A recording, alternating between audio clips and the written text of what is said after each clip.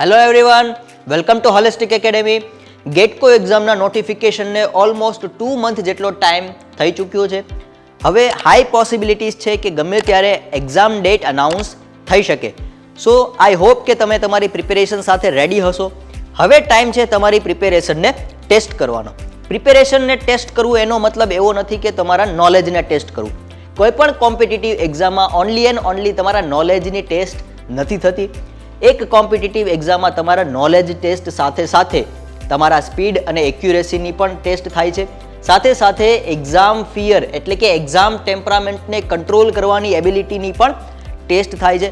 સો આ ઓવરઓલ બધી જ જે ટેસ્ટ થાય છે એ બધી જ ટેસ્ટ માટે આપણે પ્રિપેર રહેવું જોઈએ, જેથી આપણું ઓવરઓલ પરફોર્મન્સ એક્ઝામમાં સારું આવે. સો એનો એક બેસ્ટ વે છે ટેસ્ટ સિરીઝ.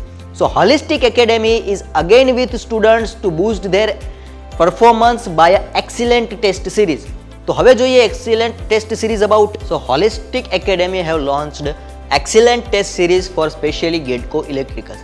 તો સૌથી પહેલા એ સમજીએ કે ટેસ્ટ સિરીઝની જરૂરત શું છે આપણી પ્રિપેરેશન માટે. સો સૌથી ફર્સ્ટ પોઈન્ટ કે આપણે ઘરે પ્રેક્ટિસ કરતા હોઈએ, પરંતુ અમુક ટાઈમ પીરિયડની અંદર અમુક ક્વેશ્ચન્સ અટેમ્પ્ટ કરવા એ બહુ જ ઇમ્પોર્ટન્ટ હોય છે કોઈ પણ કોમ્પિટિટિવ એક્ઝામને ક્રેક કરવા માટે.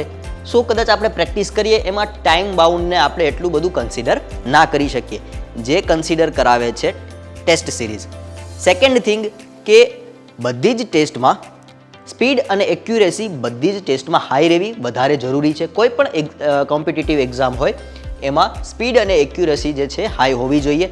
ખાલી સ્પીડ રાખીએ અને જો વધારે નંબર ઓફ ક્વેશ્ચન્સ અટેમ્પ્ટ કરીએ પરંતુ એક્યુરેસી ના આવે, મીન્સ કે વધારે આન્સર્સ રોંગ પડે, તો આપણા જે માર્ક છે નેગેટિવ થઈ શકે. સો સ્પીડ અને એક્યુરેસીની જે પ્રેક્ટિસ છે એ પ્રેક્ટિસ માટે ટેસ્ટ સિરીઝ જરૂરી છે. થર્ડ કે આપણે અત્યારે જે ક્વેશ્ચન પ્રેક્ટિસ કરેલા હોય એના ઉપરાંત કોઈક નવા વેથી કદાચ ક્વેશ્ચન્સ પૂછાઈ શકે. સો એ બધા જ ક્વેશ્ચન્સ નવી રીતે આપણે એટેમ્પ્ટ કરી શકીએ એ ટેસ્ટ સિરીઝમાં પોસિબલ છે. તો હવે જોઈએ કે જેટકો ઇલેક્ટ્રિકલની જે ટેસ્ટ સિરીઝ છે એના ફીચર્સ શું છે. તો સૌથી first feature is specially design for ગેટકો ઇલેક્ટ્રિકલ્સ બાય એક્સપર્ટ્સ. મતલબ કે આ જે પેપર હશે એ ગેટકો ઇલેક્ટ્રિકલમાં જે ટાઈપના ક્વેશ્ચન્સ પૂછાઈ શકે છે, જે ઓલ્ડ ક્વેશ્ચન પેપરનું એનાલિસિસ પરથી જાણવા મળે છે, એ પ્રમાણે જ સ્પેશિયલી બધી જ ટેસ્ટ સિરીઝ ડિઝાઇન કરવામાં આવેલી છે. Second is it is including technical and non technical subject. મતલબ કે ઓનલી ટેકનિકલ નહીં પરંતુ નોન ટેકનિકલ સબ્જેક્ટ પણ ઇન્ક્લુડ કરવામાં આવશે, કેમ કે આપણે એક્ઝામમાં 40% વેઇટેજ નોન ટેકનિકલ સબ્જેક્ટ્સનું પણ છે. Exam pattern and exam level એ ગેટકો ઇલેક્ટ્રિકલની એક્ઝામ પ્રમાણે જ રહેશે, જેથી આપણને એકદમ મોક ટેસ્ટ છે એ એકદમ મેઇન એક્ઝામ જેવી જ ફિલિંગ્સ આવે અને આપણે એટલા જ ટાઈમ પીરિયડની અંદર એટલા જ નંબર ઓફ ક્વેશ્ચન્સ અટેમ્પ્ટ કરવાની પ્રેક્ટિસ કરી શકીએ. Fourth is detailed solution of all papers and subjects.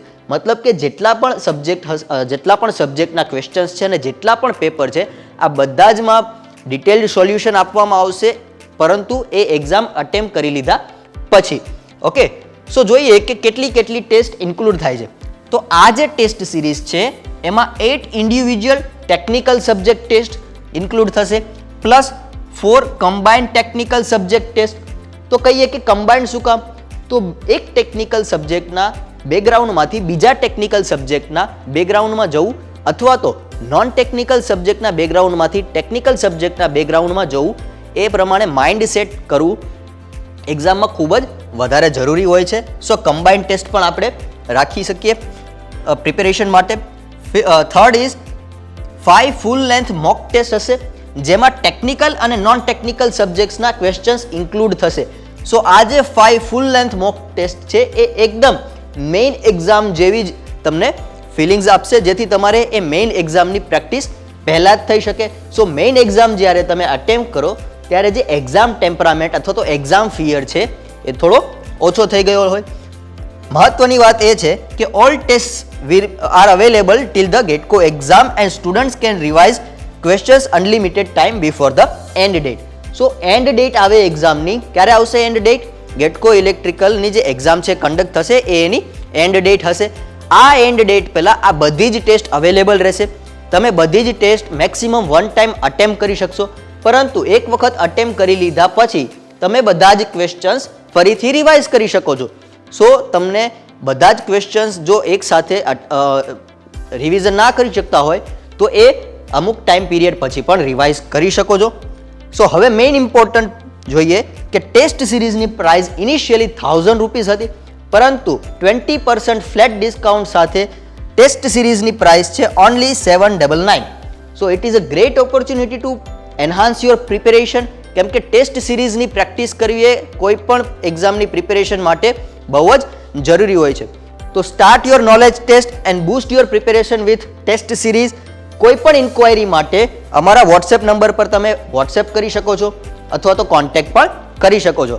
હવે જોઈએ કે આ જે ટેસ્ટ સિરીઝ છે એમાં કયા કયા સબ્જેક્ટ ઇન્ક્લુડ થશે. તો સૌથી ફર્સ્ટ સબ્જેક્ટ વાઇઝ ટેસ્ટ છે. એમાં જોઈએ તો total 8 test subject wise active થશે, જેમાં સબ્જેક્ટ ઇન્ક્લુડ થશે network theory, electrical machine, power system, measurement, electromagnetic theory, analog and digital electronics, control system and મિસેલિનિયસ.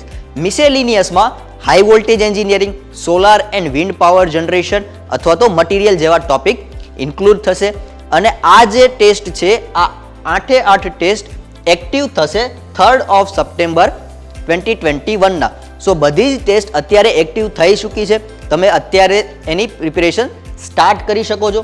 એના પછી જોઈએ કે જે કમ્બાઇન્ડ ટેસ્ટ છે એ કમ્બાઇન્ડ ટેસ્ટમાં ટોટલ 4 કમ્બાઇન્ડ ટેસ્ટ આપણે કવર કરીશું ટેસ્ટ સિરીઝમાં, જેમાં નેટવર્ક થિયરી પ્લસ કંટ્રોલ સિસ્ટમની એક ટેસ્ટ રહેશે, ઇલેક્ટ્રિકલ મશીન પ્લસ EMT એટલે કે ઇલેક્ટ્રોમેગ્નેટિક થિયરી એની કમ્બાઇન્ડ ટેસ્ટ સેકન્ડ હશે, થર્ડ હશે પાવર સિસ્ટમ પ્લસ મેજરમેન્ટ સબ્જેક્ટની ટેસ્ટ એન્ડ ફોર્થ હશે એનાલોગ એન્ડ ડિજિટલ પ્લસ એની મિસેલિનિયસ. સો આ જે મિસેલિનિયસ છે અને એનાલોગ એન્ડ ડિજિટલ છે એની જે 4th કમ્બાઇન્ડ ટેસ્ટ રહેશે. આ બધી જ ટેસ્ટમાં જે એક્ઝામના લેવલ પ્રમાણે જ બધા ક્વેશ્ચન્સના લેવલ રાખવામાં આવશે અને બધા જ ક્વેશ્ચન્સનું ટેકનિકલ સોલ્યુશન પ્રોવાઈડ કરવામાં આવશે at the end of exam. Okay, last જોઈએ કે આપણે જે ફૂલ મોક ટેસ્ટ લેવાના છીએ, ફૂલ લેન્થ મોક ટેસ્ટ માટે 5 ફૂલ લેન્થ મોક ટેસ્ટ હશે, જેમાં ટેકનિકલ પ્લસ નોન ટેકનિકલ બધા જ સબ્જેક્ટના ક્વેશ્ચન્સ ઇન્ક્લુડ થશે.